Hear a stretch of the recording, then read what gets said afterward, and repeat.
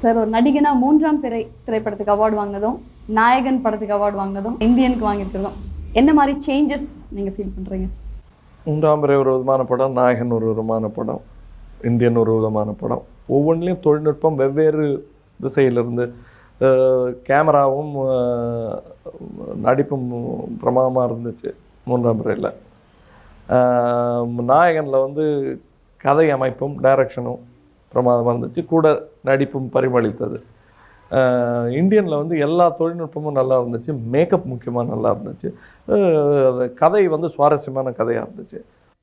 இது வந்து எனக்கு கொடுக்கப்பட்ட அவார்டு அவர்களுக்கு கொஞ்சம் இடமும், அவர்களுக்கு கிடைத்த அவார்டில் எனக்கு கொஞ்சம் இடமும் இருக்கிறது.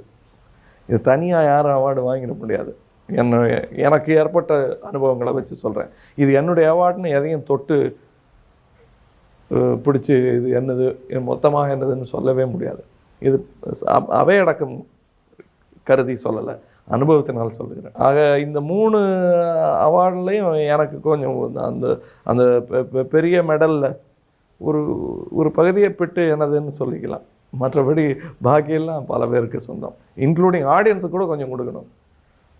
ஏன்னா அவங்க இந்த மாதிரி படம் இந்த படத்தை பார்த்ததுக்காக அல்ல, இந்த படத்தை பார்த்ததுக்காக கொடுக்க மாட்டேன். ஏன்னா அதுக்கு முன்னாடியே நாங்கள் நடிச்சிட்டோம். இந்த மாதிரி படங்கள் எடுப்பதற்கான ஒரு சூழலை ஏற்படுத்தி அந்த